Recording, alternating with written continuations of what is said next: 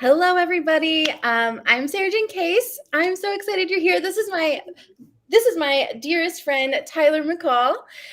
We're here to talk about my book, The Enneagram Letters, a poetic exploration of who you thought you had to be. And Tyler is going to kind of guide our conversation because he is my hero. And we're going to answer questions that come in through the live chat, but also that have come in through book purchasers as well. So thank you guys so much for joining. And Tyler, it's off to you. Thank you. Oh my gosh. Well, Sarah Jane, thanks for having me. Thanks for asking me to do this. And hi to everyone that's watching. So glad that you are here. Just a reminder, in case you didn't know, you can go to premiercollectibles.com/Enneagram right now to purchase your own autographed copy of the Enneagram Letters. So go do it. And Sarah Jane will be signing those while we're hanging out here together tonight or this morning, because Sarah Jane, you are in Bali right now. Yes, in Bali, which is wild because we're exactly 12-hour difference. So yes. 7:01 p.m. your time, 7:01 a.m. my time. Yes, and we're going to talk all about the Enneagram Letters tonight, of course, but I wanted to start with this Bali trip because this is like a dream trip for you, right? Mm-hmm. You're not just casually going to Bali like every few months. Right. This was like my the big one, right? Like the one at the top of the list. Like I always wanted to come here. I always hoped I would. And it's very far away. So I didn't know if I ever would go. So yeah, I'm like living at Obi, my husband keeps calling it my eat, pray, love moment. He's like, you're living your eat, pray, love moment. So I'll live into it. I love it. Yeah, you need to. Except for maybe like the divorce and I think there's a lot of so let's I don't think he's read the book, so I'm like, oh babe, I don't think you know what happens in Bali for her. She falls in love. So I don't Oh gosh, how funny. Well, I'm gonna put you a little bit on the spot right now. We don't have to go through all of them, but I would love to have you tackle. I should have said before we started going live that I was gonna ask you this, but I just thought of it. How would some Enneagram types act on their trip to Bali? Like the big trip to Bali. What would be some of the things? We don't have to go through every type, but let's not leave out the 9s because I know they'll get their feelings hurt. Or the 4s. Definitely don't leave out the 3s because they're the most important.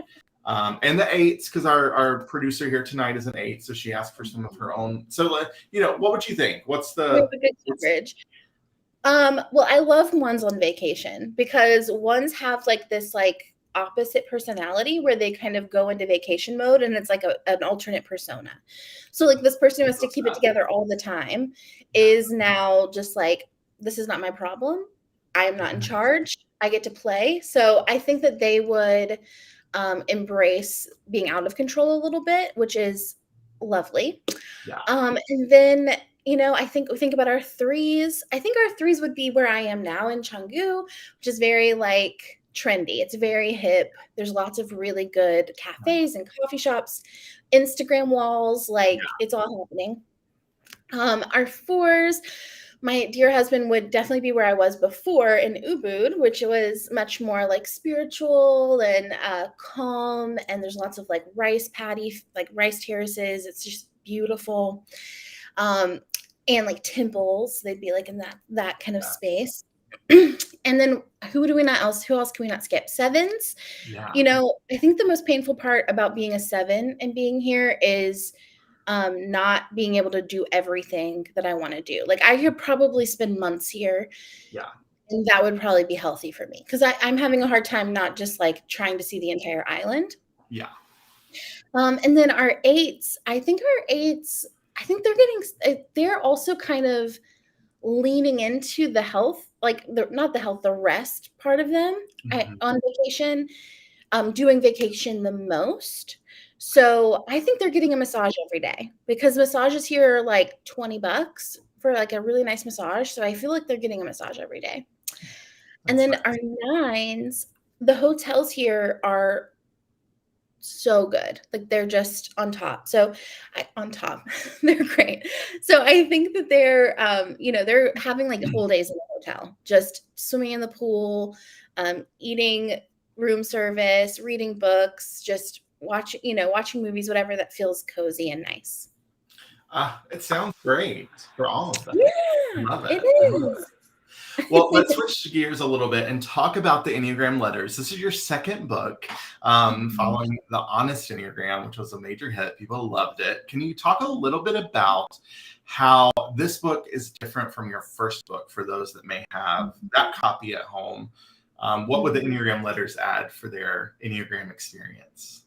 Yeah. So this book is an invitation into exploring the part of you that can relate to every Enneagram type. It's kind of exploring like the Enneagram numbers as these like pressures we carry as people. So the pressure to be morally perfect, the pressure to be helpful and lovable and likable, the pressure to be successful, the pressure to be happy and satisfied, and easy to get along with, each of the 9 Enneagram types representing the pressures that we carry. So this book is an exploration through letters, poems, and essays.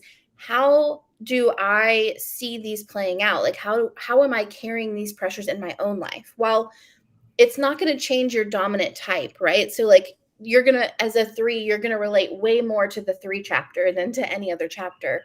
But through it, you can start to explore, even through my 3 lens, I may carry the pressure of moral perfection. I may carry the pressure to be likable and lovable in my own ways, which hopefully will deepen compassion for other people, but also deepen compassion for yourself in your journey to, self-reflection through the lens of deep, deep self-compassion.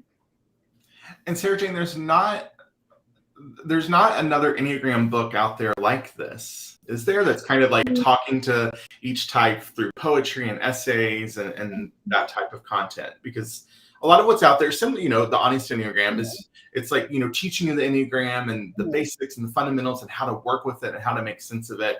What was it about creating in this way that was so exciting for you? Yeah, I think it's fascinating because in the Enneagram, we have segments, right? We have like the heart type, we have body types, we have head types, and I'm a head type. So I tend to experience my feelings through logic and through intellectualizing.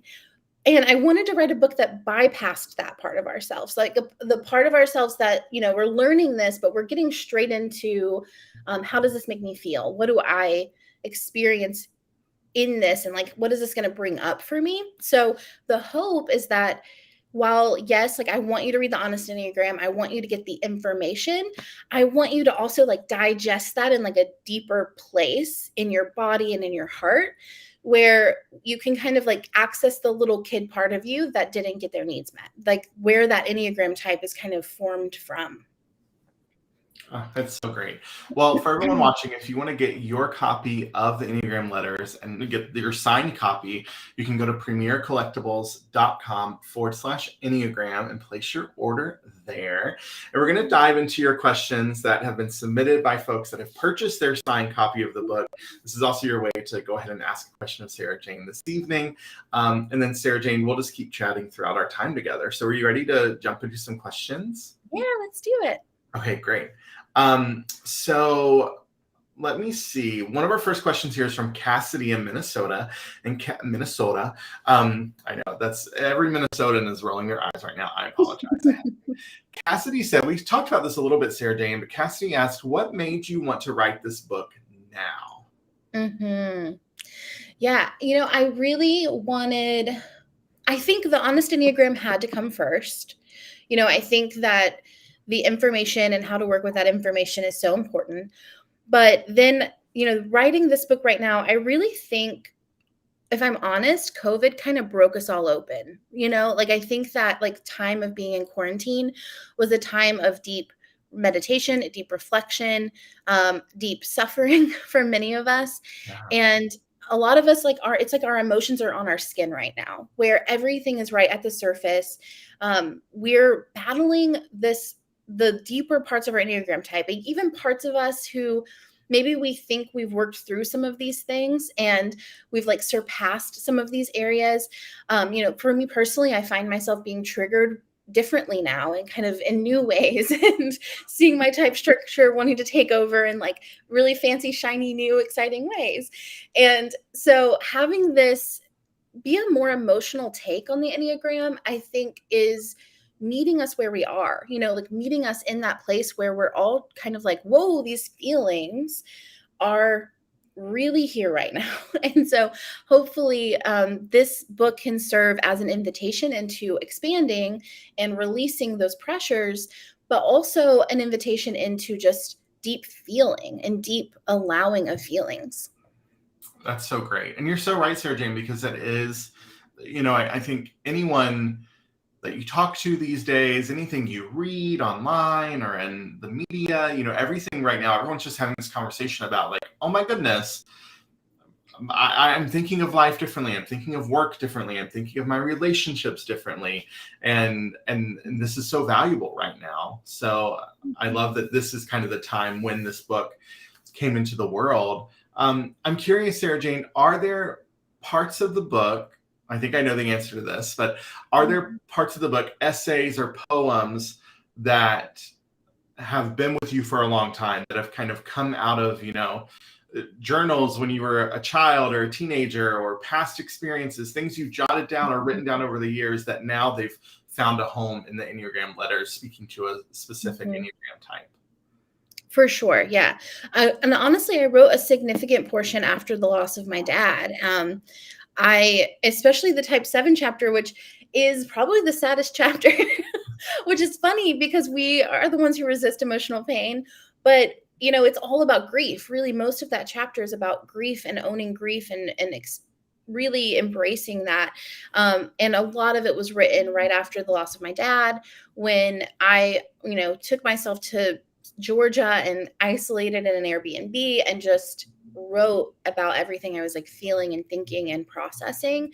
And as I started to put this book together, it's like, oh, so many of those essays felt and poems felt like they belonged here, especially for our 7s. Wow. Okay, we're going to move on to our next question from Heather in Boston. And Heather asks, is there anyone that should not read this book? That's a good question. I think there's like a healthy trigger warning to the book. I talk a lot about like traumas that I've experienced or things that I've gone through. Nothing in like gross detail. But I will say there's like a suicide trigger warning, a sexual assault trigger warning. That being said, I think maybe it would be helpful to have like a general knowledge of the Enneagram, or just like a baseline, what are each type? And with that, I recommend, get the Honest Enneagram and the Enneagram letters together as a bundle, because I wish I had an Honest Enneagram book. They look adorable together. They like fit perfectly. So I do recommend like get those together if you don't have that baseline knowledge of the Enneagram. But, otherwise, I think it's great. I think it's for everyone. It's because we all carry these pressures, as humans. So, and I guess maybe I think you need a baseline knowledge of the Enneagram and, trigger warnings. Okay, that's great. That's helpful. I was gonna like pull my copy of the Honest Enneagram up and like show it to the camera. It's in the living room. Because last weekend, our mutual friend Colin, another college friend of ours, was here, and we were chatting about Enneagram stuff, and we were trying to remember something about a type, and I was like, oh, we don't have to Google it. We just have the book right here, which is so great. Okay, so this is a fun question for folks that may be a little bit new to you, Sarajane, as an author or someone that they are maybe learning the Enneagram from you for the first time. This question came from Anna in Maine, and Anna says, when did you start your study with the Enneagram, and what has that journey been like for you? Yeah. So I found the Enneagram, it was pretty soon after OB and I started dating, I feel like. So gosh, 8 years ago? 7 years ago, we started dating. Yes. So we found the Enneagram at a party. We went to a party and we were talking about our relationship. And I think the people we were talking to, Sadie and Nathan, heard our Enneagram types in what we were saying, of like, I'm the kind of person who da-da-da-da-da. Yeah. And they were like, have you heard of the Enneagram? And so we went and took the quiz right away. And I typed as a 2. which is like the helper, the one who seeks to be liked and loved. And I was very proud of that. I was like, I am so helpful. Yeah. You should be watch out for that. And I'm just laughing, Sarajane, because Anna does not know the journey that we then embarked on for the next year or more of your life. it was probably 2 years of me trying. And the way that I approached this, which is a very 7 approach, was I am this Enneagram type. And it was like I like lived as that type for a period of time. So I was like definitively like, I'm a 2. This is what that looks like. I tried on 2, I tried on 9, I tried on 3, I tried on, I never tried 6. 4 I could kind of see. 5 I could, at this point, if I'm mistyped, I'm like, I'm a 5. Okay. Like if I have a mistype, it's a 5. Yeah, anyway, I tried on 1, 2. I have a lot of 1 in me. So I tried on all of these types and really lived as them and explored them and annoyed my friends with that. Just like, here's what I'm thinking and learning. And you know, what's funny about that is that the day that we took the test, I read the Enneagram 7 description because that's what Obi tested as. And I thought, this is my entire life written down in a description. Someone has followed me around and written in a journal what I think and feel. But I didn't know the Enneagram well enough to know that that means that's your type. I thought all 7s were happy all the time. If you're a 7, you must just like be a happy person all of the time, which is a very 7 belief that that's even possible. That like, that's the attainable goal. And so that's how I approached it. So through that journey, I became obsessed with the Enneagram and was so like deep in a research rabbit hole, just trying to learn everything that I could to try to understand myself. But at the same time, I was working with people who were experiencing burnout, who were recovering from burnout. And so as I started to learn the Enneagram, I started to hear their Enneagram types in our coaching work of just getting to the root of why they were burning out instead of trying to manage their behaviors, which is what I was doing before. Before it was like, well, we need these systems in place. We need these boundaries in place. But with the Enneagram, I was like able to get in and be like, well, why are we doing this? What are we trying to earn through doing this? What are we trying to cover up or run from or hide? So that was how I started bringing Enneagram work into like my work. But then I just couldn't stop thinking about the Enneagram or talking about the Enneagram. And my lovely friend Tyler here was like, I love you. Can you get an outlet? Can you like find a place to put this? And like, I'm kind of joking. He was more supportive than that, but it's funnier to say it that way. But you basically were like, you need to start an Instagram account. So I started an Instagram account, and within 3 days, it grew from 0 to 100,000. And I had been working with the Enneagram for a while, but I eventually was like, okay, now people are coming to me, so I want to make sure that I'm credible. So I like went and got trained, and then I never stopped training. Basically, I got my certification, and then I've been just continuing the education since then. And that was in 2018, so 4 years ago. Wow. Weird. Yeah, it was a wild ride there for a while, y'all, because my sweet Sarajane, I love her, but it was like every time we got together, it was some kind of Enneagram. It was something. I saw it everywhere. It was in everything. I couldn't stop seeing it. And I think I'm still like that, but I've learned to like tone it down a little bit. I have a place to put it. Well, yeah, you have an outlet. You have your Instagram account. You have your podcast. You have books. You've written books about it now. Like, that's wild. So, yes, you found a place to put it, which is just so incredible. This next question from Logan in Virginia, I think is really great here because you talked, Sarajane, about kind of trying on all these different Enneagram types and then trying to make sense of what your type was. And Logan asks, can you move from one number to another depending on different seasons of your life? What's your take on that? Yeah, so any answer that anyone's going to give you on this is going to be their opinion. So I just want to put that out first. There's not a lot of like provable data to tell you yes or no. And so my opinion is no. My opinion is that our Enneagram type stays the same. And it stays the same because it's our worldview. It's the kind of lens through which we view the world. And in my belief, we're in relationship to that for the rest of our lives. Now, our Enneagram type may not change, but we change as people, right? So as I grow and I shift and I change, I look a lot more like a 5 in my life. I take a lot more time to myself. I manage my resources. I have a lot more boundaries.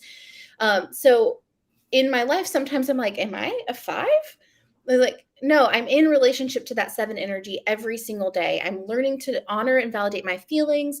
I'm learning to not run away from those feelings. I'm in process with that every day. And I'm getting better at a lot of it. And that can start to kind of look different as I look different. But no, I think our Enneagram type does stay the same, but we shift and change as people because we are not our Enneagram type. It's separate from us. Can you talk about that a little bit for folks that maybe this is their first time hearing that idea? Yeah. So I like to think of the Enneagram type as like this pressure we're carrying. I've heard other teachers, Chichi Agoram, she talks about it as like the armor we put on. And it's basically our coping mechanisms. It's the skills that have felt the most comfortable for us as we seek to survive in the world. So at some point in our lives as little kids, there was like a sensitivity or a pain point of something that we started to notice we aren't going to get something, or we need to get something, or our survival depended on something. So for me, it was like a pain point with my nurturing figure and the belief that I'm going to get my needs met. For 3s, it's like love is earned through accolades and what we accomplish, what we do. And so we become sensitive to this, right, in our younger years. And so then we develop these coping mechanisms to keep that like little part of ourselves safe. And that's what our Enneagram is. Our Enneagram is just our defense mechanism. It's our protection. It's how we feel good in the world without having to be vulnerable. So the hope is that we can actually operate out of all 9 types, that we get to choose how we show up, that we can say, in this situation, it's more appropriate that I behave like a 2. I kind of show up in that helpful manner. And I show support instead of kind of what comes more natural, maybe, which is to look out for me and my own needs. So choosing that, being able to choose is the goal. And we have to separate ourselves from our Enneagram type in order to have that freedom to put that pressure down. Mm-hmm. Yeah, and it sounds like, Sarajane, the benefit of a book like the Enneagram Letters is that it then provides you with kind of this more in-depth understanding of all the types and how it relates to you, but through something that's not necessarily, just teaching you about the type. It's these different embodiments of the types and different stories related to each type. So you can, I don't know, it's almost like kind of see it in practice and understand it in a more applicable way. Is that true? Yes. And I've been reading this book in real time with our street team. And what's been like so exciting for me is that as people read it, they're telling me their stories. Like they're saying, oh, I read this story about how you related to type 3, and it reminded me of this way in which I relate to type 3. And so then not only hopefully in this journey, we're all putting down that pressure to be seen as successful, because I think we're all carrying that to some degree, but at the same time we have deeper compassion for the 3s in our life, because we can now put ourselves in their shoes quite literally and really say, like, this is how, not literally, I guess, in your shoes, but we're really embodying what it feels like to be a 3, and therefore it's opening our eyes up to like the pain point of that. Yeah, that's great. What would you say, Sarajane? This question comes from Stacy in California, and I know there's probably lots of different reasons why, but what would you say is kind of the most important reason for someone to study the Enneagram and to better understand it? We're working too hard to be people in the world. I think when we're, again, if we're holding on to this pressure, we're holding on to like this weight of being a person that was never ours to carry, right? Like this like intense pressure. I'll use myself as an example, to be happy and satisfied and to not settle. It's like an undercurrent of intensity in my life, right? So it causes a lot of issues when we're trying to escape that feeling, we're trying to run away from that feeling, or when we're, trying to solve that really quickly. It creates a lot of behaviors that can harm future us, can harm the people in our lives. And it limits our access to the full range of the human experience, right? So if I always have to be satisfied and always have to be loved, well, then I miss out on like the deep connection that comes through conflict, the deep connection that comes through sitting in pain with someone who I love. Learning how to tolerate discomfort, tolerate being unsatisfied, actually allows deeper satisfaction that I didn't know was possible or available to me. And I think that that's really what our Enneagram types are. It's like we're settling for an illusion of what we think the thing is, right? So I'm going to pick on threes for a second. Like threes, they want to be seen as successful. And so they like build all of these things that give them a sense of success, right? And give others a sense that they are successful, while deep down often writing themselves out of a life that feels good to them. So they're, all this effort and all of this working so hard, over functioning just to appear successful, instead of allowing themselves the peace of being truly satisfied in their life. So it's like we settle for the illusion of a thing so that we can, and while not allowing ourselves to truly digest the truth of that thing. So I want everyone to have that opportunity to have the true essence of what we're trying to get through the illusion that our Enneagram type tells us we have to have. Yeah. So it sounds like, Sarajane, what I hear you saying is that typing yourself, kind of saying, well, I am an Enneagram blank, is simply the beginning of all of this work. That's just the basic. That's the ground floor. So at the beginning of the work, right, we're like, I'm a type 3. That's great, right? It helps us in our workplace. It's like, okay, my partner now understands why I'm doing what I'm doing. My workplace now understands where I'm going to fit best in the work environment. But like, what I want for you is to like go like deeper into the like pain points of, and like really take care of that like inner child part of you that didn't get what they needed, and nurture them and love them in your most vulnerable place, which, isn't the most conducive to a corporate environment or to like a textbook. But like, that's why like this is like poetries and essays and letters, because it's like, I want to like get in there with you. I want to go in past your guards, past your walls, past this like illusion that you want me to believe that you are, and really get into the part of you that you're trying to protect. Yeah. Well, and then I would imagine then the work becomes that much more meaningful and that much more valuable and that much more, life affirming, because you're actually getting deeper into it, right? Yes. And in my 7-ness, it makes you more free. You have less limitations and restrictions on you. Yeah. That's great. Well, for those of you watching, if you want to get your own signed copy of the Enneagram Letters, you can go to premiercollectibles.com/Enneagram and get your signed copy there. Sarajane, Brielle from New Jersey asks, I'm sure there are so many, but is there a main takeaway you want readers to gain from the Enneagram Letters? And I know we've been talking about a lot of these kind of takeaways and kind of how this approach to discussing the Enneagram can be so beneficial, but what would you say is the main takeaway for folks? I'm going to give you a couple. Do it. Number one, you are not your Enneagram type. Your Enneagram type is who you think you have to be, and you get to be so much more than that. Number two, that you can empathize deeply with other people through putting yourself in their shoes and seeing how you also carry that pressure at times. Number three is that you get to talk to yourself with kindness. You get to do this growth work through the lens of self-compassion. You do not have to fix yourself. You are not broken. You're carrying more than you have to, and you get to put it down. And you can do that with love and with compassion, with tenderness.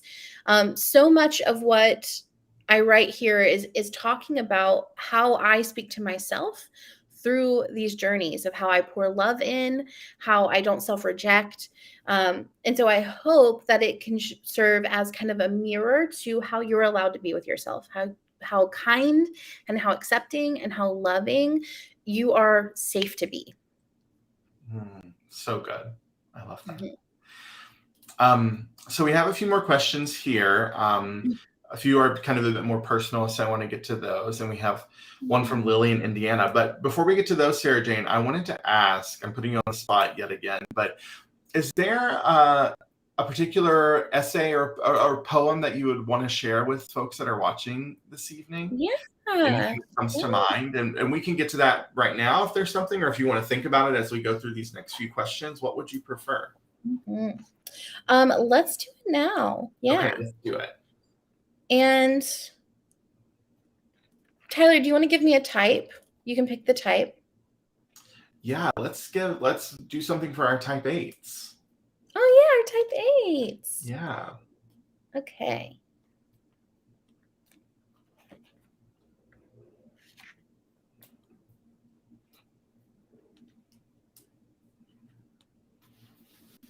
And while Sarajane's getting that pulled up, y'all, remember premiercollectibles.com/Enneagram is where you can find your signed copy of the book. And then also you can follow along Sarajane and everything that she's doing and creating in the world at Sarajane Case on Instagram. Okay, Sarajane, what do you have for our type 8s? Okay, I'm going to try. I almost cry every time I read from the book. So just like be warned. It's not, I'm okay. I'm safe. But this is from the conclusion of the Type 8 chapter. It says, to the part in each of us that is still learning to accept our limitations. The other day, I had to come home from work because I was exhausted. I pulled into the parking lot and I realized I wasn't going to be able to show up that day. I'd spent the week pushing myself past my physical and emotional limits, and my body told me no more. You might think that I went home and took a nap or let myself rest, but I decided that my time off would be earned by cleaning out my patio garden. I would carry large tubs full of heavy dirt across the yard and clean them out as my penance for not being able to work. As I carried my third bin down the hill, it felt like someone had taken an ice pick to my head, and I crashed to my knees. The entire right side of my skull was throbbing in pain. I'd gotten the second migraine of my life. It's as if my body tried to tell me calmly, but I didn't listen, and so she had to scream. I don't know about you, but sometimes for me, the standard for which I expect myself to perform just keeps rising and rising. The pressures boiling in from all sides, all self-imposed but equally intense. Weakness is not allowed in the workplace, in relationships, even in the way we do our hobbies. Even rest can be something to conquer. At times, the feeling of being capable is invigorating and affirming. Other times, the expectations I've created for myself feel like an anvil tied to my ankle. After years of being capable, people begin to expect you to show up a certain way and perform your duties as you always have. And just like you become the person that others look to when something needs to be handled. But wouldn't it be nice sometimes to lay your head in the arms of someone stronger? To be told that it's safe to close your eyes and rest and to have the trust to believe them. There is no lesson in this today because I think we all know we should do less. But right now, I just want to grieve the life you could have had if all had gone well. The sense that it will be taken care of and it's not yours to handle. To grieve the version of you that got to be, go with the flow, because someone else did the work that you are doing now. Someone else kept it all under control. I think that's to our type 8s, but I mean, I think it's to all the parts of us who feel the pressure to keep going even when we need to stop. Yeah. Mm-hmm. Lily from Indiana asks, what is your biggest piece of encouragement for a type 8? Yeah, that I think for 8s, I think they often get a really bad rap. We think of 8s as like angry, but I actually think 8s they get like the mean guy character trait. But actually, the 8s in my life, and the 8s that I have had the honor of knowing are often the most like caring, protective, loving people who feel responsible for everyone in their life, right? Like they have this like burden of responsibility. And oftentimes that burden of responsibility, it comes with having to be the protector, having to be the provider, having to be the defense of the people that they're, guarding and protecting. So with that being said, I think like one, you are softer than you're seen, right? So oftentimes eights, they are all of these things, but they're leading with strength. So people don't get to see that like tender love that they're actually offering. So you're softer than you're seen, and you are just so worthy of being seen in your vulnerability. And I think like that illusion, what we hold on to, that illusion that the eights are holding on to is strength, but there's so much more strength in the eights that I've seen who've done this work, in your vulnerability, in your ability to connect to people and be honest about the thing that you're guarding, what you're trying to hide. And I'm not saying go out and tell every single person your deepest, darkest, most vulnerable secrets, but like pick one, maybe pick one person here and there who you really trust, who you feel safe with. And instead of saying, why are you doing this like this, say, I'm feeling scared because like when I was a kid, this happened to me, and this is reminding me of that. Just kind of choosing that path is going to offer you so much more depth of connection, and is honestly going to be the actual strength that you're seeking through self-protection. Yeah, that's great. We're going to head in. We have a few more questions that I want us to get to, but just a reminder for everyone watching, you can head to premiercollectibles.com/Enneagram to get your copy of the Enneagram letters. And Sarajane, folks can connect with you on Instagram at Sarajane Case. And then also in your podcast, can you talk a little bit about your podcast? Yeah, my podcast is the Enneagram and Coffee. I podcast 5 days a week, so it's kind of like I want to be there for your commute. They typically tend to be pretty short and sweet, so they're easily digestible. They're good for a quick ride into the office or into the living room if you work from home. And you can, and we talk about all things Enneagram. We talk about all things personal growth. I'm about to start a series on friendships and how the Enneagram can look in friendships, because we talk often about work relationships. We talk often about marriage, but we don't talk a lot about those friendship relationships. So tune in for that. Yeah, and that's available all major podcast platforms. Folks can find anywhere you get your podcasts. Yeah, great. 5 days a week. Perfect. So a few more questions here, Sarajane. Tyler from Florida asks, what's been the hardest lesson you've learned throughout this journey? And I want to add a little bit onto it as another Tyler. I'd love to hear what's been kind of the hardest lesson you've learned or the hardest thing you've kind of learned through your work with the Enneagram. And then what has been the biggest lesson, hardest lesson thing that you've learned through writing the second book? Yeah. So with the Enneagram, I think the hardest lesson I've learned is that my first impulse isn't always correct. I think sevens, especially, we tend to have a significant amount of self-trust. And so I always just thought everything I wanted was right. So, if I want to skip town, like, great, good for me, right choice. If I want to leave this relationship, that's the right thing for me. That's what I should do. If I want to go spend $100 at Target so that I don't feel sad, that's the right thing to do. There was always a justification, right? For every decision that I made, it always felt like, well, why would I not do what made me happy and avoid what made me sad? That is the way to be.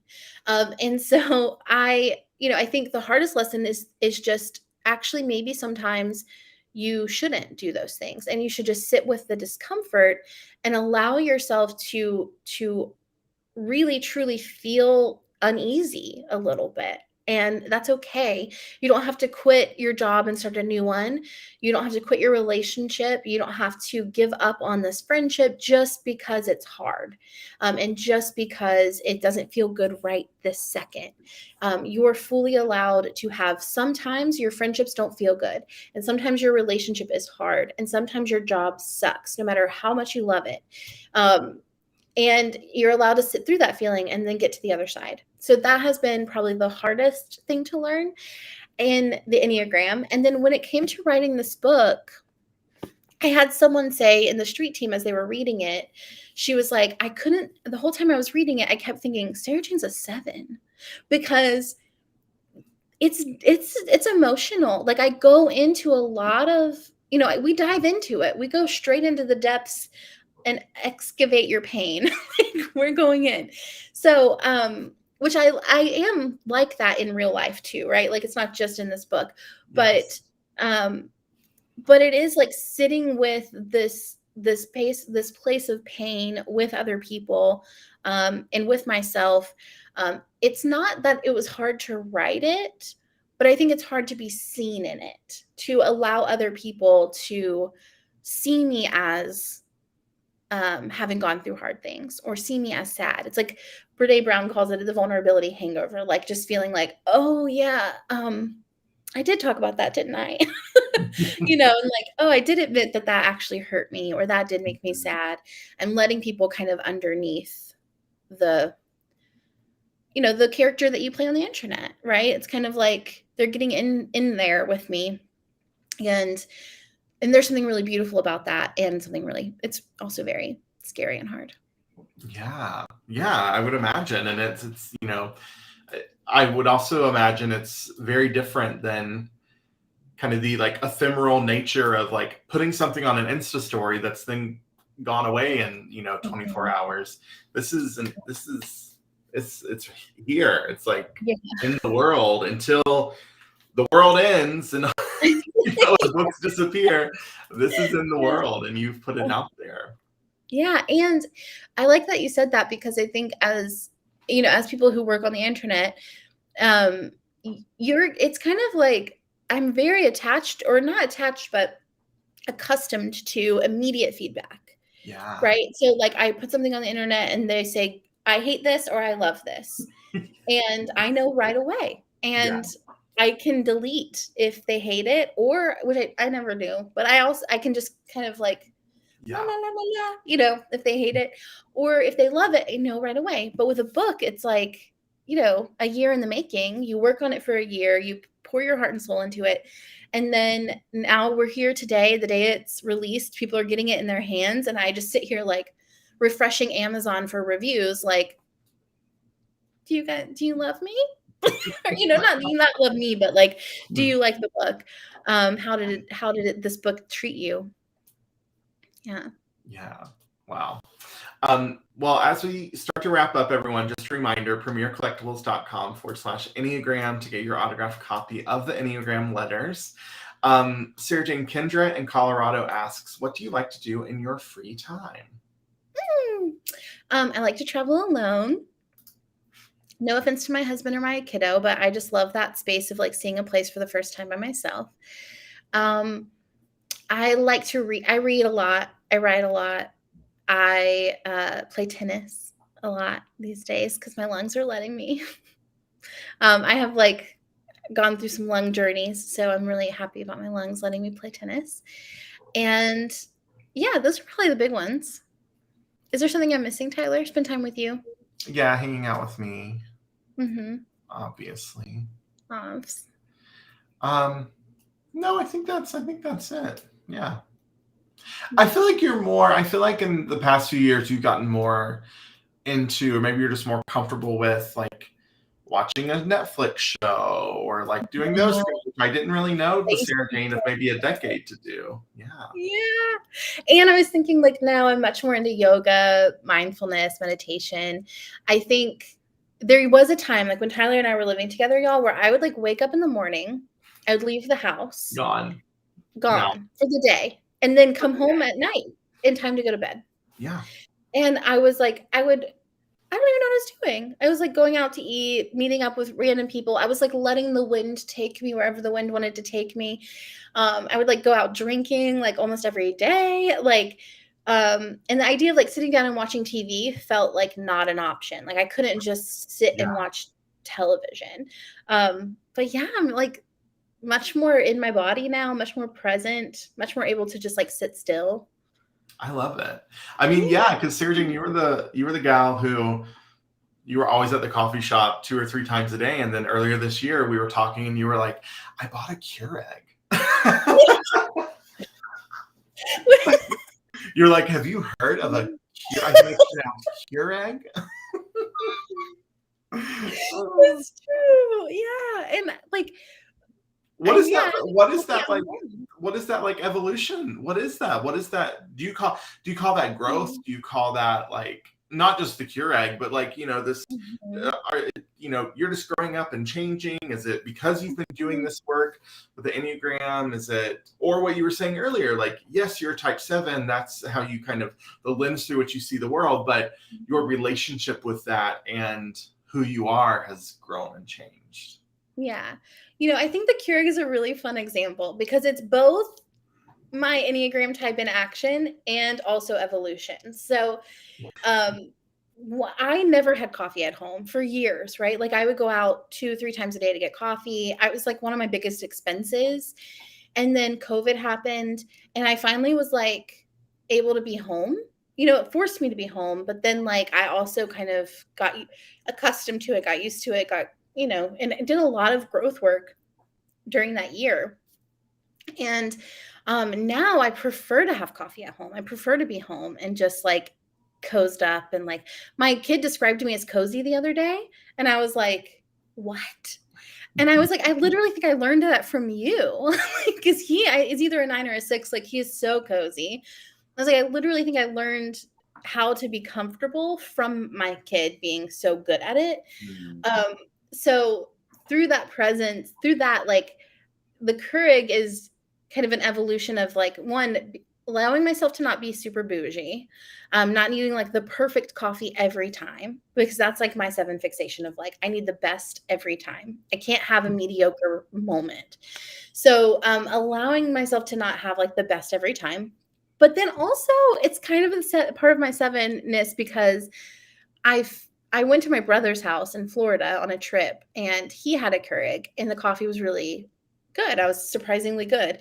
And I was like, oh, you know how nice it would be to just have coffee whenever I want in the morning? Because we have like an espresso machine and it's like a whole rigmarole. And I love it. But I was like, I need that experience. I need to be able to just make coffee easily in the morning whenever I want. And so it's kind of both. I love it. Yeah. Well, I know, and we talked about it kind of earlier, you're in Bali right now, kind of trip of a lifetime. It's the big one. Our last question comes from Callie in Texas. And Callie says, what place do you want to travel to that you have not yet? So what's next on the list? Yeah, so this has been the number one for, as long as I can remember, it's been like the number one bucket list item. So now that that's gone, I have to think about what's next. And I think it's probably like Greece, or maybe Morocco. I want to do with all 7 continents. So I want to pick Morocco because I want to get another continent. Yes. So we're going to say Morocco. Okay, Yeah. so good. When you're ready for Antarctica, let me know because I'm dying to go. I know. We have to I want to take a cruise to Antarctica. Same. And you have to come. Yeah, we have to do it one day. Okay. I think we got to do it soon because, We won't. Yeah. Okay. Well, Debbie Downer. Sarajane, what's next for you? The Enneagram Letters out in the world. Everyone can go buy it. Get your autographed copy, premiercollectibles.com/Enneagram. You have your friendship series coming up on the Enneagram and Coffee podcast. What else is happening? Yeah. So for the next few weeks, I'll be going live every single day on Instagram, hanging out with you guys, talking about the book, talking about being a human. So if you want to hang out with me for those conversations, I would love that. And and then we're playing with more writing things. So we'll see how that goes, how that plays out. Order this book so that it can play out. That's really important. Yes. If you want to hear more from Sarajane, if you want to read more of her words, if you want her take on all things, personal growth and being a human and all of that, then buy this lady's book. Please. And write kind words where people can read them on places like Amazon and Barnes and Noble and Target and such. Sarajane, any parting words for folks that have joined us? Anything you want to say as we wrap up? Yeah, I just want to invite you into the understanding that you are not broken. You are not something that needs to be constantly fixed and tinkered with. You are a human breathing being who is surviving in a world that is hard to survive in. And you are absolutely 100% worthy of love and acceptance for exactly where you are right now. And worthy of releasing all that you think you have to be. You don't have to play that role. You don't have to play that character. You get to be whoever you want to be at any given moment. And it doesn't have to live up to the expectation that your Enneagram type is telling you you have to be. So, yeah, that's all. So good. A wonderful place to end tonight's conversation. If you joined us, thanks for being here. Sarajane, thanks for asking me to do this. I love you lots. Can't wait to see you when I get to see you soon. And that's all from us, y'all. Thanks for watching. Have a good night, everyone. Bye.